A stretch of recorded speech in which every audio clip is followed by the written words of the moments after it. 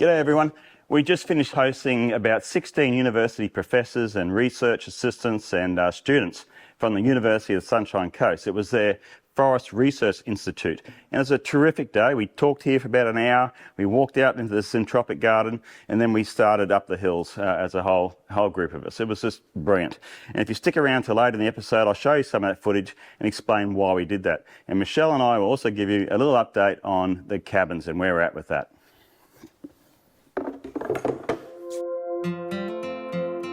Life on the farm at Seven Hills Estate is far from ordinary. We've had a calf.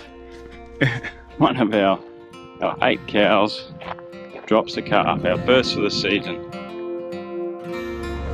After leaving behind the hustle of city living, James and Michelle transformed their Sunshine Coast hinterland weekend getaway into a full-time home. That's beautiful. Look at that. Between battling droughts, fires and torrential rains, they dedicate their time to cultivating a centropic food forest, restoring rainforests, revegetating the land, or simply unwinding with family and friends as the animals graze. This year marks a new chapter as they kick off their most ambitious project yet. The first stage of their eco-farm stay, featuring 3 cosy cabins and a barbecue kitchen that will offer a peaceful escape for visitors. But challenges are never far behind. Look at that. Oh. Will unpredictable weather, local regulations or budget issues get in the way of their dream launch? Join them on this journey through the highs and lows as they bring their boldest vision to life. And discover what it truly means to make life better on the farm. This is Seven Hills Estate.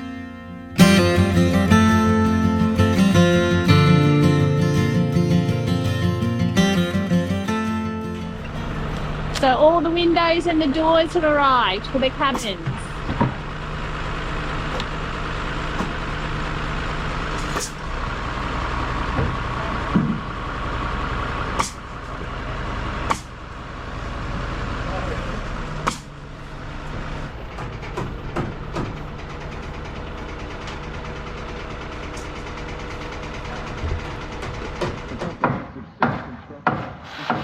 The builders on Cabin 2 are busy preparing the roof for the iron sheeting later that week.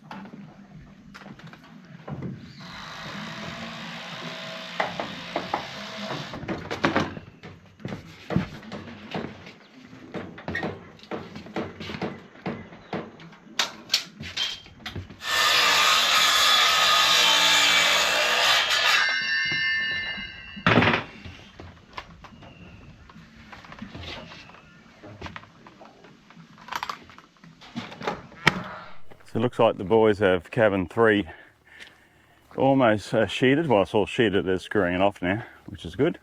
It's coming on nicely, so let's have a quick squiz. Oh, you can see the concreters were here yesterday too. They formed up the front patio and the garage. That supposedly gets poured tomorrow. Today would be a much better day to pour it. There's less rain. I think it's more rain expected tomorrow. We'll have to take away all that dirt, knock all that down, remove that tree, so we can put a water tank in there later. Right where Oscar's standing, might even put a little screen here.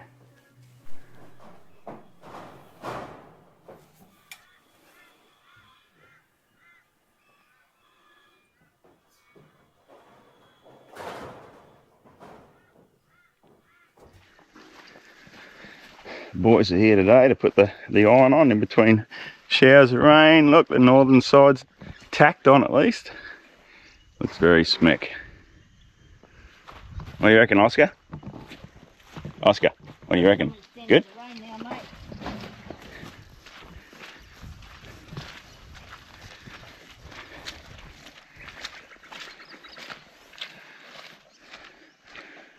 Here's a light shower, just something different. Oh yeah, I've said that. Just enough to get you sliding. You might recognise this guy. He was working on our fences when tag fencing came down. Last February it was, and he actually works for TAG 1 day a week to stay fit, so he tells me. And there's 4 days a week working for Concept IT in Mullaney. He's here to fit out basically all our Wi-Fi needs and our camera needs. He's shooting our Starlink connection from this big shed up to each cabin, so we need decent Wi-Fi at each cabin.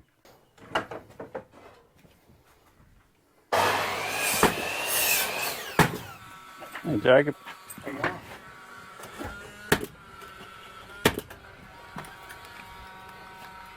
The outside on the vertical colour-bond walls, we had to do another 3 rows of knocks. Obviously, have to screw up vertical around the whole outside. So For the big bathtub.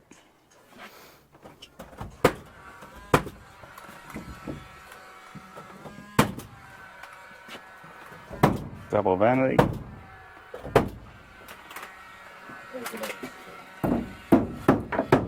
Shower. sitting full, as you can see, which is That's an interesting knob. All cut out. yeah. So we're actually going to sheet 15mm ply this whole wall. Oh, okay. So again, what was going to happen? We're going to sheet the external of the wall, but Yeah. then you only need it in the shower. So we just decided to recess it in that section Yeah, yeah. for future grab rails or whatever as well. Yeah, okay. Great view.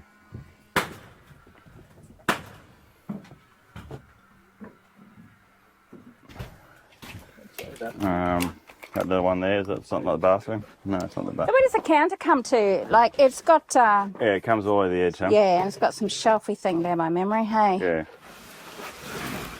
James and Michelle didn't notice that the plan had a smaller window above the kitchen sink, so they are trying to find a solution to the problem. See where to hold it to, but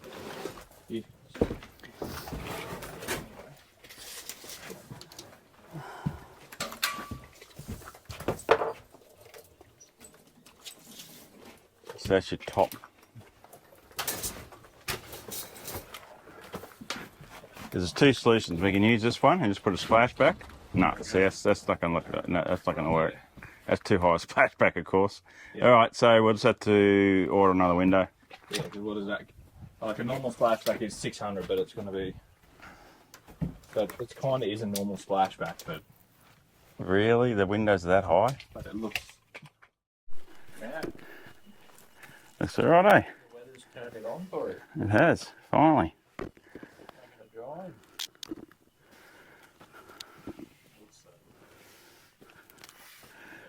I should bring the dogs up and show them.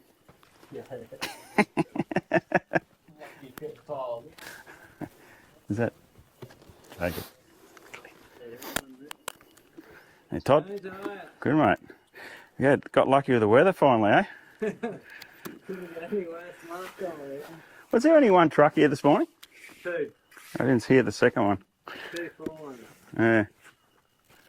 Yeah, so I didn't think it'd be get all in one truck. That looks great. Already stripped down. They have to put something in it, I assume, to stop it from going off. Travelling that sort of distance.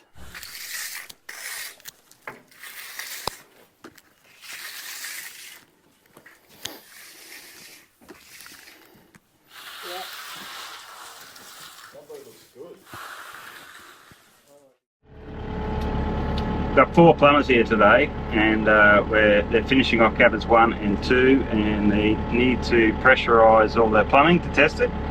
Unfortunately, our other water tank is now empty, thanks to a little accident we had with the cows, or bulls I should say. So I've got this IBC here, and I'm going to put it on the posi and lift it up and give them some pressure to fill those lines and test it out. Hopefully it's all clear.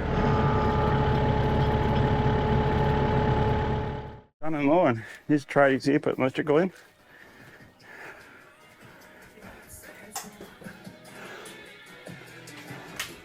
Bit camera shy. Yeah. Always. Bedroom.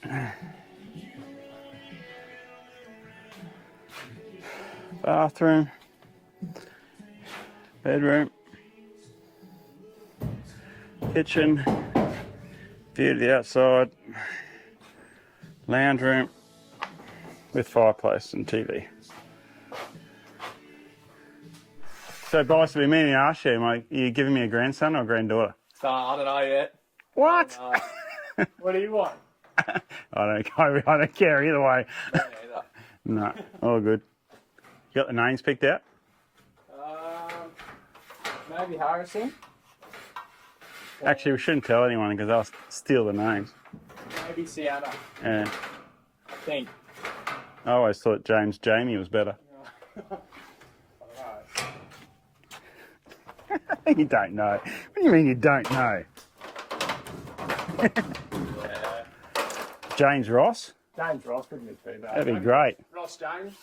Yeah, Ross James, James Ross, either way. And then we'll have to pick a different one if it's a boy. Or it could be Jamie Ross if it's a girl. Yeah, good morning, everyone. I thought we'd start off with a quick introduction. My name's Ben Nickel. I'm Philanthropy Manager of STEM at UniSC. And I'd like to think that this collaboration started with a shared vision, one that connects research with real-world impact, and one that involves a group of people on each side that is passionate about the environment and its future. Bit of background, so James and I first met during my time at QT, where he was acknowledged and received an Outstanding Alumni Award. So when Mark reached out to me with the team earlier in this year and expressed an interest in potentially finding some land that could do some research on, I immediately thought of James and Michelle, given their passion for this land and mutual respect for sustainability. So about 4 years ago, I guess, we started to think we should share this place. It's beautiful. We need to share it. About the same time, it's probably just a year later, if that, I read a book called The Call of the Reed Warbler by Charles Massey. Have you heard of that one? It's about that thick. And that's one of the results of his PhD he did into regenerative agriculture. And I read that, and that changed my life. I thought to myself, we have to do this. This whole idea of regenerating the land, not sustaining it. And I started this journey of learning everything and just digesting, consuming as much information I could about, through podcasts, book reading, watching YouTube, whatever, on regenerative agriculture, which includes so many different principles. And then shortly after that, I reached out and joined Land for Wildlife. The type of people we want to invite here and encourage here through our social media offerings and things like, events like this and whatever else, are the people who want to come and see what we're doing here. As opposed to, I have a wedding down the road, I need 2 nights accommodation. I want people who want to come and enjoy a cabin and reduce their, concerned about reducing their footprint, and know we're going to recycle their green waste. Their human waste is going over here into the orchard, or it's not actually in the orchard, it's going beyond the orchard into what we're going to build. We're going to build a botanic garden. And then all this section around the outside, all that other section is out of, the balance of 420 acres is going to be our nature refuge. So that's been signed off. It will go to Parliament sometime later this year. Hopefully, Nick tells me there's no reason why they wouldn't sign it. It won't be the biggest, but be a very large nature refuge in this part of the world. That's right? Yeah.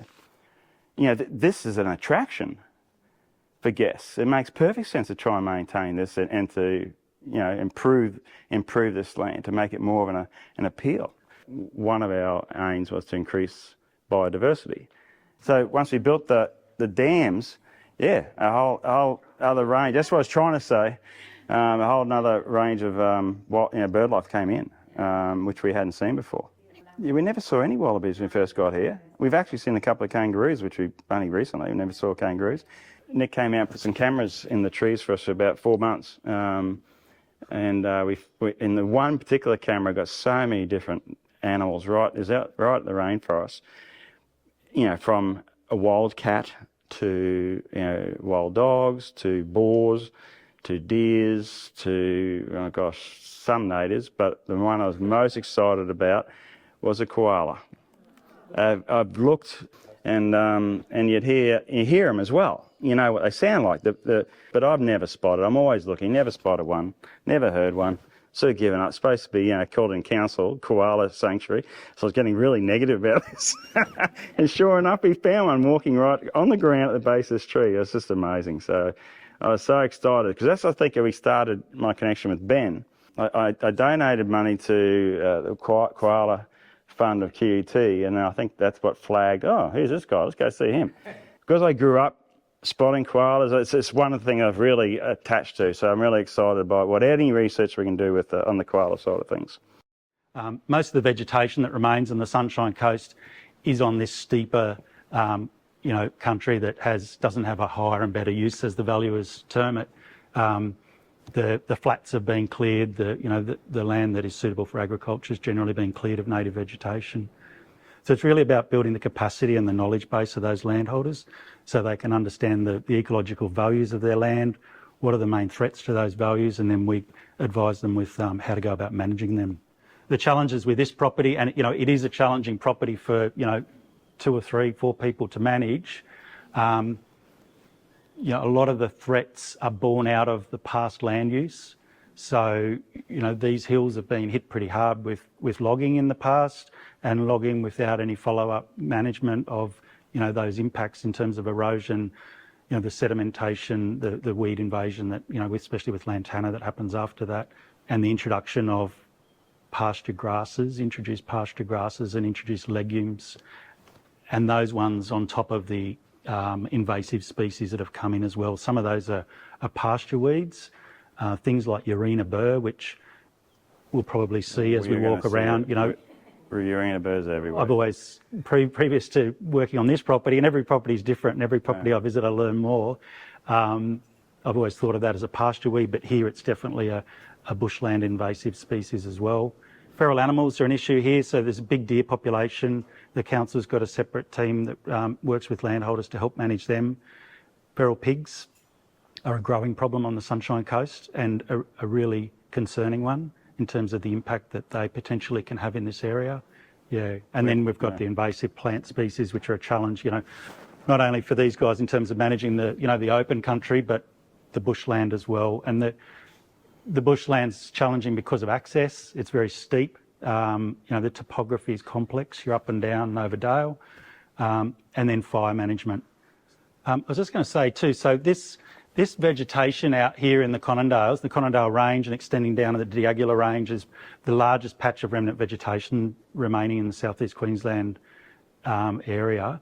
So it's really significant. The Conondales, has been reasonably well surveyed relative to other areas in southeast Queensland. So I think what we'll do is grab some more water or drink or whatever, and we might head out. Are you interested in seeing the Centropic forest first?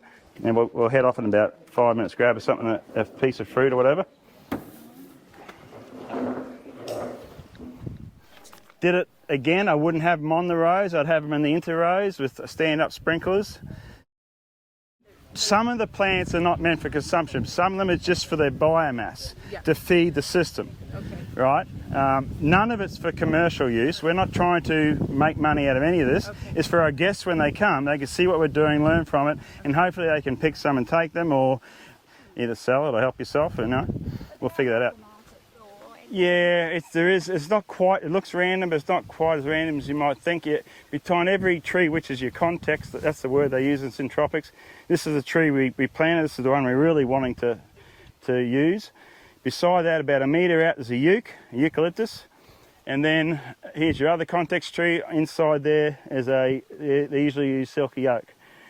These are great for their biomass. They drop a lot of leaves, but that's slower to grow than that. So after it's sort of done its thing, this is still a year or two behind. So you'll get some benefit out of that at some stage. So you can move that. So it's all about the time. They use the word succession to describe what's happening. And check out these bananas. So we're going to be flooding the market, so to speak, of bananas. We can't eat them all. We give away way more than we can ever eat. Here's your passion fruits. There's a lot down this end if you want to help yourself. Ben, you put the whole thing in your mouth. I do. Okay. What are you doing? So messy. You're eating the skin on its own now. Grab another one, eat the whole thing. What is it with you Americans? Still figuring this out. Not local yet. Yeah, the whole thing. Whole thing. I want to see you eat it. Don't peel it. Zesty. Yeah, like zesty. it. Really Zesty. good. That's a good way of describing it. Zesty. Has a kick. Yeah, nice.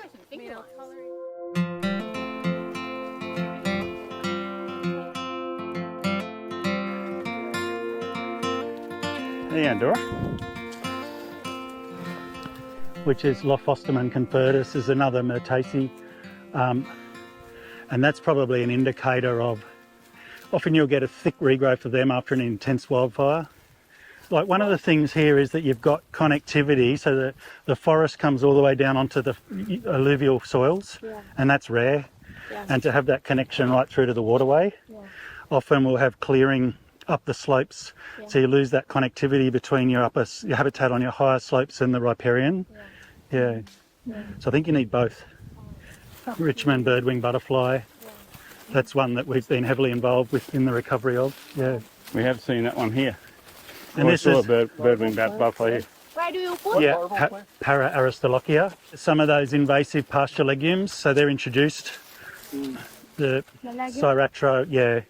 So cattle fodder, and now there's no cattle in here, so they start to smother. Is they grow up, see what it's doing here? Being a vine, it'll grow up, it'll smother this out, and then the tree can't photosynthesize and the tree dies. So, Like all this whipstick brush box being knocked back by that fire 2 years ago, but for every stem, every stem now you've got 7, and that's got such a resourceful lignotuber that I think you'd probably need, it's not a matter of one fire, it's like a program of burning for decades to reinstate the original structure. Yeah. cooperative, very You cooperative. can see a lot of deer activity up here. See all the there's trees with all the bark rubbed off. There's more down here where they're, rubbing their antlers. I don't know what the year was, I guess it was the mid-1800s when Queensland was so named Queensland. The Queen at the time was so very happy and appreciative of naming it in her honour that she sent 2 of her largest and best stags out of the Windsor Gardens and 4 of the females over on, I don't know what it's called, I think it's called the Spirit of Queensland or something like that, the ship. And they were released just over in Esk, so south of here, over Kilcoy way. And you can find maps where they expect those deer, the first ones, to be delivered to Australia, and they graze around this area. Interestingly enough, your university is in association with a group called RIDGE, Research into Deer Genetics and Environment, and they're tracking the genetic code of those deer because they're in Windsor Garden. They can, and then they're trying to track it back to the deer here.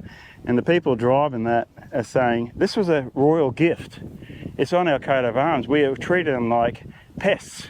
We should be managing them and more carefully, rather than just going in and shooting them, but managing them, which involves culling.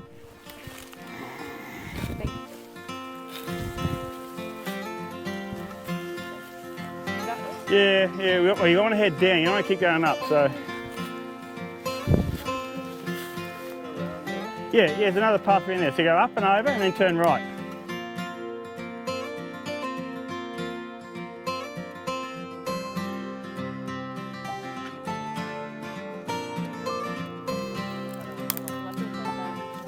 Yeah.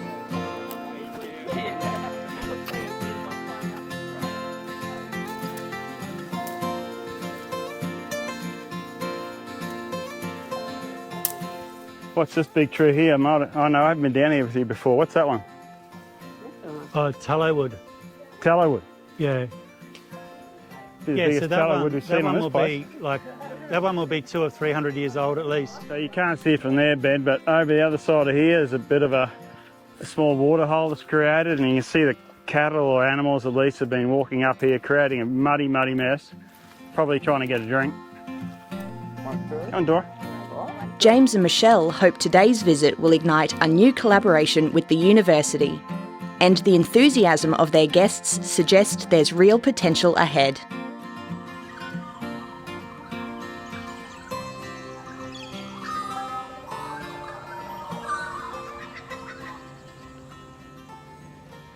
You be careful with them. Why don't you tell everyone what happened to you last week? I picked up 3 big pots, gifted to me from a job site, and I came home and I had these straps, and I was just simply pulling the strap through the ratchet like this, and I was distracted because I had the posi track around me, and I pulled it through, and didn't have these on, and pulled the last thing up, and right through my eyeball, just dropped me. But I've learned my lesson. I now wear these as much as I possibly can, but yeah, accidents happen. You have to be careful. Safety glasses, or maybe I've just got to be a little bit more careful. Come on. Come on. Come on. He wants to come with us. Here you go. In you go. You're in and you're in. Today's mission, James and Michelle are picking up some reclaimed timber for the construction project. Yeah, so we're pretty excited. We through Marketplace we found some reclaimed timber from the Hamilton Wharf. So it's about, I think there's 9 sticks altogether, and I like to get some reclaimed timber to use as mantelpieces or even archways within in a traditional arch, but opening ways in one of the cabins. I'm not sure if we can put into one of these 3 cabins. It might be too late, but I'm going to go get it anyway, because it's bound to be somewhere where we can use this, and it's nothing nicer than a bit of reclaimed timber for the cabins. It'll look really good.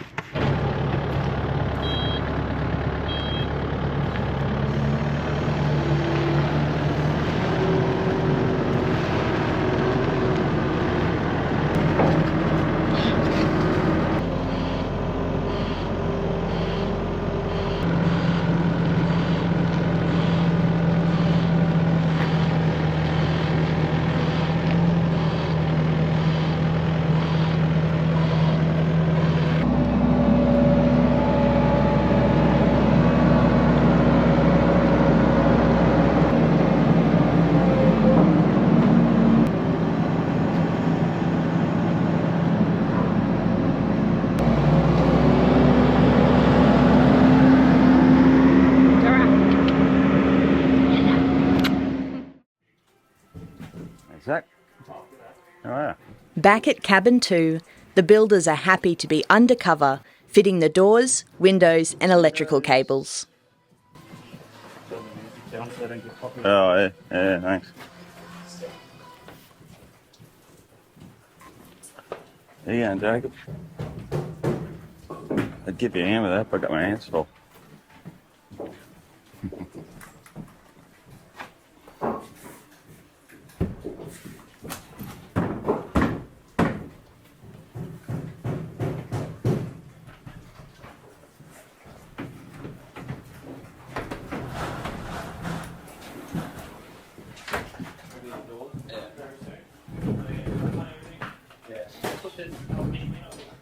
Just won't stop raining, mate. Won't stop raining. Tomorrow's worse. Oh, really? Just constant setbacks.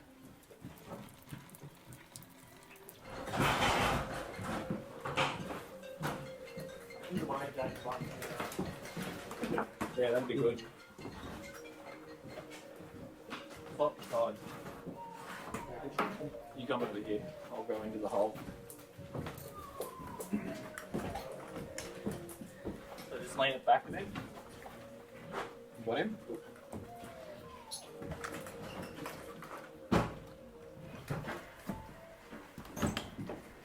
Quite open that one.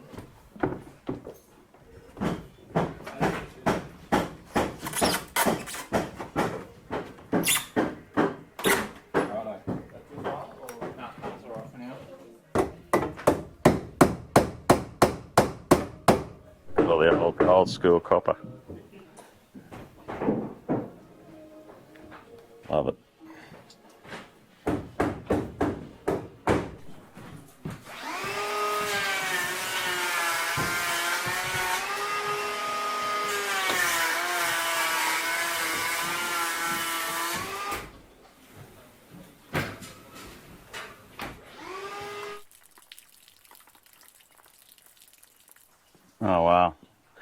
Even got the door on here.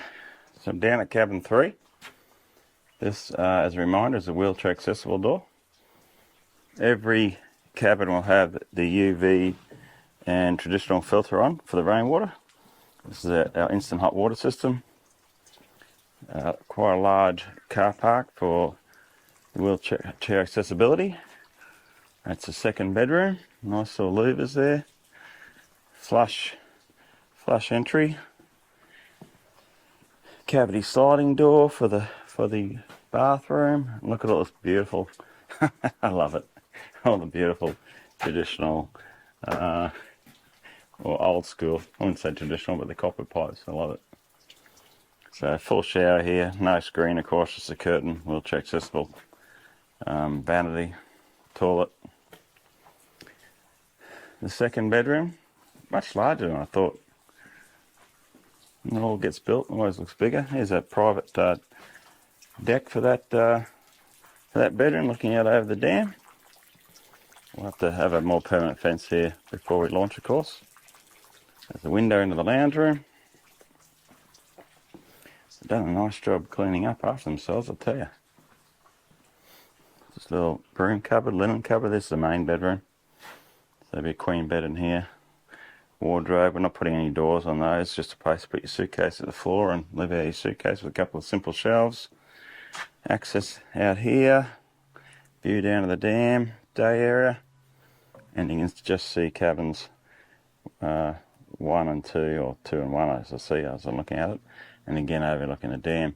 Here's all the insulation for the roof cavity and the walls as well. We're sort of soundproofing the walls. Yeah, looks really good. Kitchen along here. Main door out into the deck area, or the patio area I should say.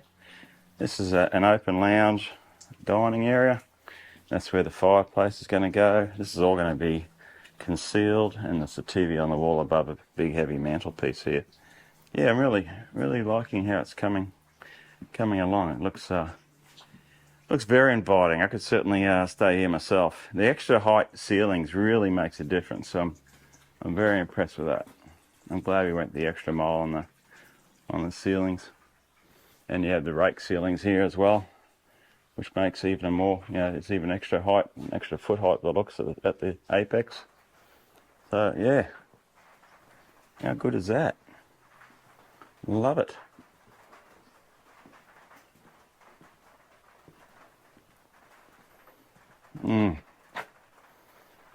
Waking up every morning, sees the apex or gable here.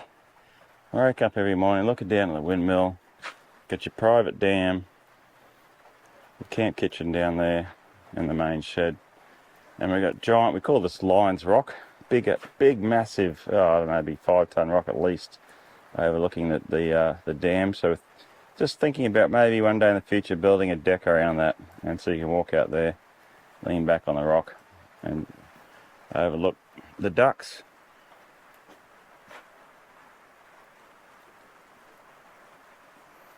Our Centropic food forest. We just can't seem to get a break in the weather. We had a few days of sunshine and the rain's coming back again. It started again yesterday afternoon late, and rain through the night constantly.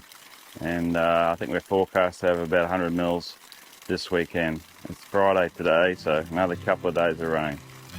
And that'll no doubt set us back again. We've got one more cabin to put a roof on, and hopefully we can keep people inside, although we've still got to do the cladding outside before we can put gyprock inside. We're making hay while the sun shines.